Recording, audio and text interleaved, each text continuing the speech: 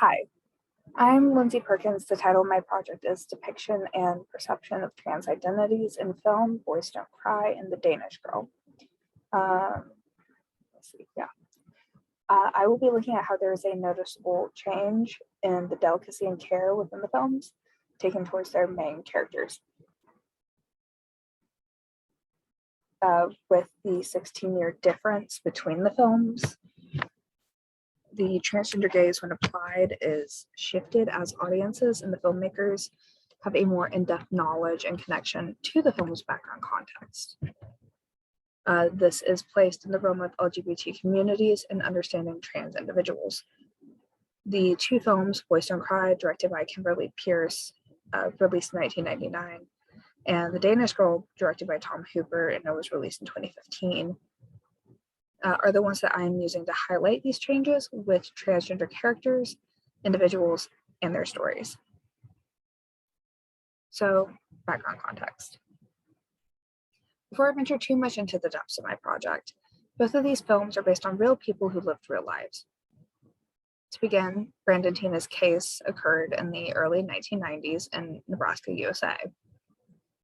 To put it bluntly, he was the victim of a hate crime. He was a trans man who had been involved in a relationship with a woman named Lana. And some of the people in her life did not tolerate Brandon's gender identity. This intolerance led to his sexual assault, of course, the end of his life, and later murder at the hands of two men. And the sexual assault and the murder were done by the same individuals. This is a photograph of Brandon. It was pulled from his Findergrave account, and it is also within the article I have specifically about Boys Don't Cry. And moving on to Lily Elb's story that is shown in The Danish Girl. It has been criticized for being incorrect in a dramatization of her narrative, as it is based upon the book The Danish Girl, released in 1999, the same year that Boys Don't Cry came out, and some accounts of her book that she released. Her story consists of the fact that she used to be a rather successful artist pre-transition in the 1920s in Denmark and had been her ex-wife Gerda's muse for some time as Lily, rather than her previous masculine appearance. Many doctors that she got in contact with and visited deemed her unwell mentally or physically, rather than understanding the weight of her identity issues and seeing her as someone who was struggling with that and saw her struggling with something else.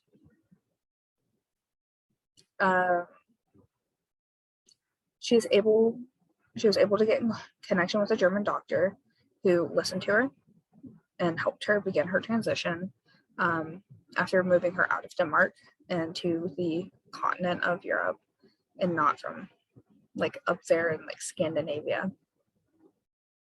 Her transition and gender reassignment surgeries are what eventually led to her death. She died from an infection due to her body rejecting the uterus that had been implanted. But between the two, both of their deaths resulted because of their gender identities. And this is the most famous photo of Lily. This is the most clear one I could find as well. It's from thoughtco.com. So now we're moving on to Boys Don't Cry. It has Brandon Tina, played by Hilary Swank, and his girlfriend Lana Tisdall, played by Chloe Sevigny. The film was focused around Brandon Tina as the main character and his journey handling his identity and the connecting issues that have arisen due to it. The main consensus with Brandon's relationship with Lana in it is that, you know, it's accepting his identity, accepting his masculine and male appearance and presence, and not necessarily being like looking into the fact that he was AFAB, assigned female at birth. And the acceptance of this identity in the film is very important because it shows that, you know, it can be accepted, especially for the late 90s. And there is a point in the film where Lana and Brandon are in a very uncomfortable, not pleasant situation because of the two men in Lana's life that are wanting to try and show her Brandon's biological sex and not his gender identity, and Lana necessarily does not care. And there is a quote from Trish Bendix's New York Times article that came out in 2019. Is titled "Boys Don't Cry 20 Years Later for Trans Men, a Divisive Legacy."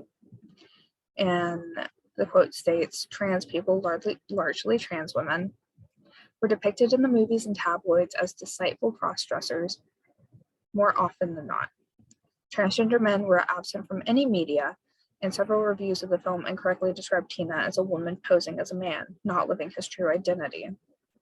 So it shows that when the movie came out, many people were not very accepting of Brandon's identity. And with the context of the film, it is jarring to see that being people's responses because he was presented masculine for much of the film until the end, where his gender identity is what is used to harass him. This is a scene where Brandon and Lana are intimate with each other, and I was not able to get a shot of it, but you're able to see his chest binder. And there's the quote from Judith Halberstam's The Transgender Look, which states, "The exposure of a trans character whom the audience has already accepted as male or female causes the audience to reorient themselves in relation to the film's present and prepare themselves for the film's future." Halberstam 77-78. So this reorientation of them realizing, oh, this character is whatever gender they were before transition, is applied very heavily to this film and can also be seen in connection to the acceptance and kind of understanding of it in the 90s. But moving on to The Danish Girl, we have Lily, played by Eddie Redmayne, and Gerda Wegener, Lily's ex-wife, played by Alicia Vikander. It also touches on, the film is focused around Lily as the main character and her journey from her self-discovery all the way through her transition up through her death. It depicts her own troubles and struggles with her feminine identity. So there's, the acceptance of her identity with herself, with those around her, and then society as well. And this movie was released in 2015. So, no, it's seen to be the way it is. There's a lot more delicateness, a lot more acceptance around Lily. Like, Gerda's a lot more accepting. Gerda's eventual partner, after her and Lily split, is accepting. The German doctor is accepting. And the way that the Danish doctors was more confused than they were, oh, we don't like you because you're trans. Well, it was more on, we don't understand what you're trying to tell us. And so there's a quote from Harmony M. Konkle from her article, The Danish Girl and Tragic Mistreatment of Transgender History, that states, "I'm sure they made this thematic choice in regards of this scene. I'm sure they made this thematic choice as a way of saying she was finally whole and at peace, but it reads more like she could only find relief in death." And this is tie back into the way with Halberstam, as how, they're making it kind of like a little bit of a spectacle, a little more dramatic than it needs to be, and people not necessarily fully clicking with what is supposed to be going on. Yet the way Lily's story is handled, it shows more self-discovery. It shows her having joy in her life. It shows the people around her being accepting, and then the media being accepting with the release of the film. Which Brandon Tina's story was tragic in his real life. And this is connected to, just the treatment of individuals who are trans. And so we move on to casting and doors being opened. And both films, the Danish Girl and Boys Don't Cry, had cisgender actors playing transgender individuals. Brandon Tina was portrayed by Hilary Swank, a cis woman, and Lily L was portrayed by Eddie Redmayne, a cis man. And controversy had been brought up due to the casting of these actors in these roles, and this has allowed for there to be conversation around having trans actors brought in to play trans characters. More doors are being opened now for these types of castings, even in non-trans areas, where they will cast trans actors to play cis characters. And that is leaps and bounds ahead of what has been asked for. One of the most prevalent casting situations that I know of happening within the past year for trans actors is in regards of Elliot Page. And this is an example of doors being opened. Instead of them dropping him from his role, they've changed his role to keep him on. He played a character whose now dead name is Vanya Hargreaves, and whose new name is Victor Hargreaves, on The Umbrella Academy, which is directed by Steven Surjik, and it was released in 2019. That was the first season.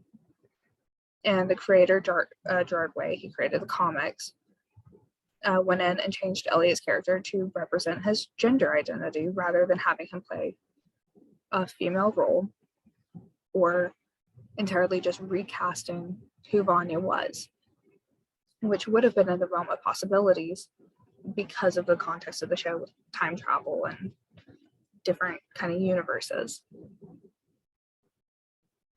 But yeah. This is my works cited page.